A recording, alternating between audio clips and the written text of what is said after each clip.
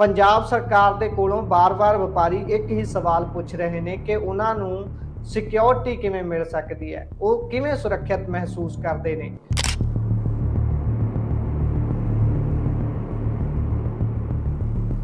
ਇਹ ਇੱਕ ਘਟਨਾ ਨਹੀਂ ਹੈ, ਇਹੋ ਜਿਹੀਆਂ ਅਨੇਕਾਂ ਘਟਨਾ ਨੇ ਜੋ ਆਏ ਦਿਨ ਵਾਪਰਦੀਆਂ ਨੇ।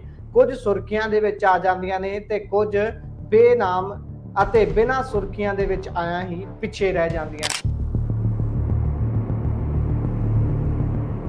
ਵਪਾਰੀਆਂ ਦਾ ਕਹਿਣਾ ਹੈ ਕਿ ਉਹਨਾਂ ਨੂੰ ਆਏ ਦਿਨ ਫਿਰੌਤੀਆਂ ਦੇ ਲਈ ਫੋਨ ਆਉਂਦੇ ਨੇ। ਪੰਜਾਬ ਸਰਕਾਰ ਦਾ ਕਹਿਣਾ ਹੈ ਕਿ ਇੱਥੇ ਆ ਕੇ ਗੋਰੇ ਕੰਮ ਕਰਨਗੇ, ਪਰ ਜਿਹੜੇ ਇੱਥੇ ਕਰ ਰਹੇ ਨੇ ਉਹ ਆਪਣੀ ਆਪ ਨੂੰ ਅਸੁਰੱਖਿਅਤ ਮਹਿਸੂਸ ਕਰ ਰਹੇ ਨੇ। ਪਹਿਲਾਂ ਉਹਨਾਂ ਦਾ ਹੱਲ ਹੋਣਾ ਜ਼ਰੂਰੀ ਹੈ। ਸਤਿ ਸ਼੍ਰੀ ਅਕਾਲ, ਪੰਜਾਬੀ ਰੇਡੀਓ USA ਵੇਖ ਰਹੇ ਹੋ ਤੁਸੀਂ। ਖਬਰ ਮੋਗੇ ਤੋਂ ਹੈ। ਮੋਗੇ ਦੇ ਵਿੱਚ ਇੱਕ ਪਰਮਿੰਦਰ ਸਿੰਘ ਉਰਫ ਵਿੱਕੀ ਨਾਮ ਦੇ ਨੌਜਵਾਨ ਦੇ ਵੱਲੋਂ ਇੱਕ ਜਵੈਲਰੀ ਦੀ ਸ਼ਾਪ ਖੋਲੀ ਜਾਂਦੀ ਹੈ। ਸੁਨਿਆਰੇ ਦੀ ਦੁਕਾਨ ਖੋਲੀ ਗਈ ਅਤੇ ਹਾਲੇ ਉਸ ਦਾ ਉਦਘਾਟਨ ਹੋਣਾ ਸੀ।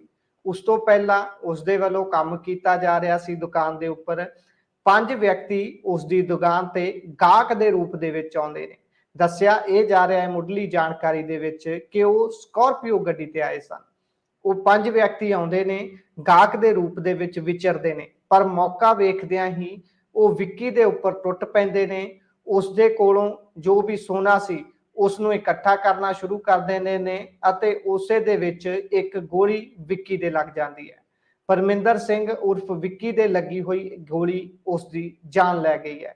ਇਹ ਘਟਨਾ ਮੋਗੇ ਦੇ ਵਿੱਚ ਵਾਪਰੀ ਹੈ, ਪਰ ਅਜਿਹੀਆਂ ਕਈ ਘਟਨਾਵਾਂ ਨੇ ਜੋ ਬੀਤੇ ਕਈ ਲੰਬੇ ਸਮੇਂ ਤੋਂ ਲਗਾਤਾਰ ਪੰਜਾਬ ਦੇ ਵਿੱਚ ਵਾਪਰ ਰਹੀਆਂ ਨੇ। ਬੇਸ਼ੱਕ ਲੁਧਿਆਣੇ ਦੇ ਵਿੱਚ ਇਸ ਦਹਾਕੇ ਦੀ ਸਭ ਤੋਂ ਵੱਡੀ ਹੋਈ ਚੋਰੀ ਹੋਵੇ, ਜਿਸ ਦੇ ਵਿੱਚ ਕਰੀਬ 10 ਕਰੋੜ ਦੇ ਲਾਗੇ, ਜੋ ਕਿ ਅਧਿਕਾਰਤ ਡਾਟਾ ਹੈ ਉਸ ਦੇ ਮੁਤਾਬਕ 8.5 ਕਰੋੜ ਰੁਪਏ ਦੀ ਹੁਣ ਤੱਕ ਲੁੱਟ ਦੱਸੀ ਜਾ ਰਹੀ ਹੈ। ਇੱਕ ਬੈਂਕਾਂ ਦੇ ATMਾਂ ਵਿੱਚ ਪੈਸਾ ਭਰਨ ਵਾਲੀ ਕੰਪਨੀ ਦੇ ਵੈਨ ਦੇ ਵਿੱਚੋਂ ਇੰਨੇ ਸਾਰੇ ਪੈਸੇ ਲੁੱਟ ਕੇ ਲੈ ਜਾਂਦੇ ਨੇ ਤੇ ਉੱਥੇ ਮੌਜੂਦ ਸਾਰੇ ਕਾਮਿਆਂ ਨੂੰ ਇੱਕ ਜਗ੍ਹਾ ਤੇ ਤਾੜ ਦਿੱਤਾ ਜਾਂਦਾ ਹੈ। ਲਾਅ ਐਂਡ ਆਰਡਰ ਛਿੱਕੇ ਟੰਗਿਆ ਜਾਂਦਾ ਹੈ। ਉਸ ਤੋਂ ਬਾਅਦ ਅੰਮ੍ਰਿਤਸਰ ਦੇ ਵਿੱਚ ਘਟਨਾ ਵਾਪਰਦੀ ਹੈ, ਜਿੱਥੇ ਬੈਂਕ ਤੋਂ ਚੰਦ ਕਦਮ ਦੂਰ ਹੀ ਇੱਕ ਕਰਮਚਾਰੀ ਦੇ ਕੋਲੋਂ 10 ਲੱਖ ਰੁਪਏ ਦੀ ਲੁੱਟ ਹੋ ਜਾਂਦੀ ਹੈ। ਅਤੇ ਕਿਤੇ ਮੋਗੇ ਦੇ ਵਿੱਚ ਹੀ ਪੁਲਿਸ ਕਰਮਚਾਰੀ ਦਾ ਰੂਪ ਧਾਰਨ ਕਰਕੇ ਵਿਅਕਤੀ ਦੇ ਕੋਲੋਂ ਲੁੱਟ ਹੋ ਜਾਂਦੀ ਹੈ। ਆਏ ਦਿਨ ਫਿਰੌਤੀਆਂ ਮੰਗੀਆਂ ਜਾ ਰਹੀਆਂ ਨੇ। ਇਹ ਇੱਕ ਘਟਨਾ ਨਹੀਂ ਹੈ, ਇਹੋ ਜਿਹੀਆਂ ਅਨੇਕਾਂ ਘਟਨਾ ਨੇ ਜੋ ਆਏ ਦਿਨ ਵਾਪਰਦੀਆਂ ਨੇ।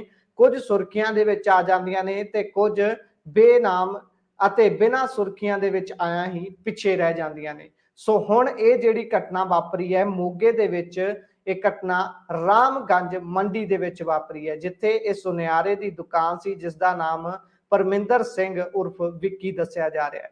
ਇਸ ਦੇ ਵੱਲੋਂ ਨਵਾਂ ਹੀ ਸ਼ੋਰੂਮ ਪਾਇਆ ਗਿਆ ਸੀ ਅਤੇ ਹਾਲੇ ਕੁਝ ਦਿਨ ਪਹਿਲਾਂ ਹੀ ਇਸੇ ਹੀ ਜਗ੍ਹਾ ਦੇ ਉੱਪਰ ਇਸ ਮੋਗੇ ਦੇ ਵਿੱਚ ਹੀ ਵੱਡੀ ਲੁੱਟ ਹੋਈ, ਜਿੱਥੇ ਪੁਲਿਸ ਦੀ ਵਰਦੀ ਦੇ ਵਿੱਚ ਆਏ ਨੌਜਵਾਨਾਂ ਨੇ ਇੱਕ ਵਿਅਕਤੀ ਦੇ ਕੋਲੋਂ ਪੈਸੇ ਲੁੱਟ ਲਏ।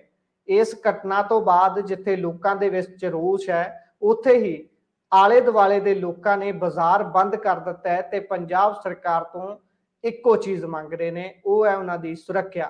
ਵਪਾਰੀਆਂ ਦਾ ਕਹਿਣਾ ਹੈ ਕਿ ਉਹਨਾਂ ਨੂੰ ਆਏ ਦਿਨ ਫਿਰੌਤੀਆਂ ਦੇ ਲਈ ਫੋਨ ਆਉਂਦੇ ਨੇ, ਉਹਨਾਂ ਦੇ ਕੋਲੋਂ ਪੈਸੇ ਮੰਗੇ ਜਾ ਰਹੇ ਨੇ ਅਤੇ ਜੇਕਰ ਉਹ ਪੈਸੇ ਨਹੀਂ ਦਿੰਦੇ ਤਾਂ ਉਹਨਾਂ ਦੇ ਉੱਪਰ ਵਾਰ ਕੀਤਾ ਜਾਂਦਾ ਹੈ, ਉਹਨਾਂ ਨੂੰ ਨੁਕਸਾਨ ਪਹੁੰਚਾਉਣ ਦੀ ਕੋਸ਼ਿਸ਼ ਕੀਤੀ ਜਾਂਦੀ ਹੈ। ਸੋ ਅਜਿਹੀਆਂ ਘਟਨਾਵਾਂ ਵਾਪਰ ਰਹੀਆਂ ਨੇ ਤੇ ਇੱਕ ਵਾਰ ਮੁੜ ਤੋਂ ਪੰਜਾਬ ਦੇ ਵਿੱਚ ਅਜਿਹੀ ਵੱਡੀ ਘਟਨਾ ਵਾਪਰੀ ਹੈ, ਜਿਸ ਘਟਨਾ ਨੇ ਇੱਕ ਨੌਜਵਾਨ ਦੀ ਜਾਨ ਵੀ ਨਾਲ ਹੀ ਲੈ ਲਈ ਹੈ। ਬੇਸ਼ੱਕ ਲੁੱਟ ਹੋਈ ਹੈ, ਪਰ ਉਸ ਲੁੱਟ ਦੇ ਦੌਰਾਨ ਗੋਲੀ ਵੀ ਚੱਲੀ ਹੈ। ਹੁਣ ਤੱਕ ਮਿਲੀ ਜਾਣਕਾਰੀ ਦੇ ਮੁਤਾਬਿਕ ਤਕਰੀਬਨ ਸਾਰੇ ਦੇ ਸਾਰੇ 5 ਲੁਟੇਰਿਆਂ ਦੇ ਕੋਲ ਹਥਿਆਰ ਦੱਸੇ ਜਾ ਰਹੇ ਨੇ, ਜਿਨ੍ਹਾਂ ਦੀ ਵਰਤੋਂ ਇੱਕ ਦੇ ਵੱਲੋਂ ਕੀਤੀ ਗਈ ਅਤੇ ਇੱਕ ਵਿਅਕਤੀ ਦੀ ਕੀਤੀ ਹੋਈ ਵਰਤੋਂ ਨੇ ਉਸ ਸ਼ੋਰੂਮ ਦੇ ਮਾਲਕ ਪਰਮਿੰਦਰ ਵਿੱਕੀ ਦੀ ਜਾਨ ਲੈ ਲਈ ਹੈ। ਜਦੋਂ ਉਸ ਦੇ ਗੋਲੀ ਲੱਗੀ ਅਤੇ ਉਥੋਂ ਮੌਕੇ ਤੋਂ ਲੁਟੇਰੇ ਲੁੱਟ ਕਰਕੇ ਫਰਾਰ ਹੋ ਗਏ, ਉਸ ਤੋਂ ਬਾਅਦ ਆਸ-ਪਾਸ ਦੇ ਲੋਕ ਇਕੱਠੇ ਹੋਏ। ਉਹਨਾਂ ਨੇ ਪਰਮਿੰਦਰ ਸਿੰਘ ਨੂੰ ਚੱਕਿਆ, ਗੱਡੀ ਵਿੱਚ ਪਾ ਕੇ ਹਸਪਤਾਲ ਲਿਜਾਇਆ ਗਿਆ, ਪਰ ਉੱਥੋਂ ਉਸ ਨੂੰ ਅੱਗੇ ਰੈਫਰ ਕਰ ਦਿੱਤਾ ਗਿਆ ਅਤੇ ਉੱਥੇ ਜਾ ਕੇ ਉਸ ਨੇ ਦਮ ਤੋੜ ਦਿੱਤਾ।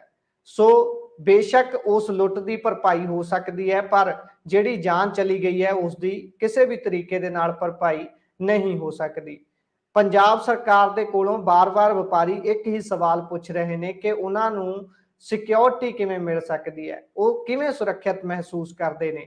ਇਹੋ ਜਿਹੇ ਸਵਾਲ ਕਈ ਖੜੇ ਹੋਏ ਨੇ ਤੇ ਇਹੋ ਜਿਹੇ ਹੀ ਸਵਾਲ ਇਸ ਬਾਜ਼ਾਰ ਦੇ ਵਿੱਚ ਰਾਮਗੰਜ ਮੰਡੀ ਦੇ ਜਿਹੜੇ ਹੋਰ ਵਪਾਰੀ ਨੇ ਉਹਨਾਂ ਨੇ ਸਰਕਾਰ ਨੂੰ ਕੀਤੇ ਨੇ। ਉਹਨਾਂ ਦਾ ਕਹਿਣਾ ਹੈ ਕਿ ਅਸੀਂ ਆਪਣੇ ਬੱਚਿਆਂ ਨੂੰ, ਆਪਣੇ ਘਰਦਿਆਂ ਨੂੰ ਅੰਦਰ ਤਾੜ ਕੇ ਜਿੰਦਾ ਲਾ ਦਿੰਦੇ ਆ ਅਤੇ ਉਸ ਦੀ ਚਾਬੀ ਸੀਐਮ ਭਗਵੰਤ ਮਾਨ ਦੇ ਹੱਥ ਤੇ ਰੱਖ ਦਿੰਦੇ ਆ ਕਿ ਸਾਡੀ ਸੁਰੱਖਿਆ ਨੂੰ ਪੁਖਤਾ ਕਰ ਦਿਓ, ਸਾਡੀ ਸੁਰੱਖਿਆ ਦੀ ਜ਼ਿੰਮੇਵਾਰੀ ਲੈ ਲਓ। ਸੋ ਇਹੋ ਜਿਹੇ ਬੋਲ ਜਦੋਂ ਅੱਕ ਕੇ ਕਿਸੇ ਦੇ ਵੱਲੋਂ ਵੀ, ਬੇਸ਼ੱਕ ਉਹ ਕਿਸਾਨ ਹੋਵੇ, ਬੇਸ਼ੱਕ ਵਪਾਰੀ ਹੋਵੇ, ਬੇਸ਼ੱਕ ਕਿਸੇ ਵੀ ਕਿੱਤੇ ਦੇ ਨਾਲ ਸੰਬੰਧ ਰੱਖਦਾ ਵਿਅਕਤੀ ਹੋਵੇ, ਜਦੋਂ ਇਹੋ ਜਿਹੇ ਲਫ਼ਜ਼ ਉਹ ਸਰਕਾਰ ਦੇ ਲਈ ਵਰਤਦਾ ਹੈ, ਇਹੋ ਜਿਹੀਆਂ ਗੱਲਾਂ ਉਹ ਆਖਦਾ ਹੈ, ਤਾਂ ਕਿੰਨੀ ਪੀੜਾ ਉਸ ਦੇ ਪਿੱਛੇ ਹੋਵੇਗੀ ਇਸ ਦਾ ਵੀ ਅੰਦਾਜ਼ਾ ਸੁਭਾਵਿਕ ਹੀ ਲਾਇਆ ਜਾ ਸਕਦਾ ਹੈ। ਸੋ ਇਹ ਘਟਨਾ ਮੋਗੇ ਦੀ ਸੀ। ਮੋਗੇ ਦੇ ਵਿੱਚ ਰਾਮਗੰਜ ਮੰਡੀ ਬਾਜ਼ਾਰ ਦੇ ਵਿੱਚ ਇਹ ਘਟਨਾ ਵਾਪਰੀ, ਜਿੱਥੇ ਨਵੇਂ ਹੀ ਜੁਐਲਰੀ ਸ਼ਾਪ ਖੁੱਲੀ ਹੋਈ ਸੀ, ਹਾਲੇ ਉਸ ਦਾ ਉਦਘਾਟਨ ਵੀ ਹੋਣਾ ਸੀ। ਉੱਥੇ ਬੈਠਾ ਆਪਣਾ ਬਿਜ਼ਨਸ, ਆਪਣਾ ਕੰਮ ਚਲਾ ਰਿਹਾ ਪਰਮਿੰਦਰ ਵਿੱਕੀ,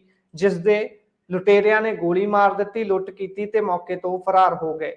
ਅਜਿਹੀਆਂ ਕਈ ਲੁੱਟਾਂ, ਕਈ ਵਾਰਦਾਤਾਂ ਪੰਜਾਬ ਦੇ ਵਿੱਚ ਆਏ ਦਿਨ ਵਾਪਰਦੀਆਂ ਨੇ, ਪਰ ਪੰਜਾਬ ਸਰਕਾਰ ਦਾ ਕਹਿਣਾ ਹੈ ਕਿ ਇੱਥੇ ਆ ਕੇ ਗੋਰੇ ਕੰਮ ਕਰਨਗੇ, ਪਰ ਜਿਹੜੇ ਇੱਥੇ ਕਰ ਰਹੇ ਨੇ ਉਹ ਆਪਣੇ ਆਪ ਨੂੰ ਅਸੁਰੱਖਿਅਤ ਮਹਿਸੂਸ ਕਰ ਰਹੇ ਨੇ। ਪਹਿਲਾਂ ਉਹਨਾਂ ਦਾ ਹੱਲ ਹੋਣਾ ਜ਼ਰੂਰੀ ਹੈ। ਸੋ ਇਹ ਘਟਨਾ ਮੋਗੇ ਤੋਂ ਸੀ।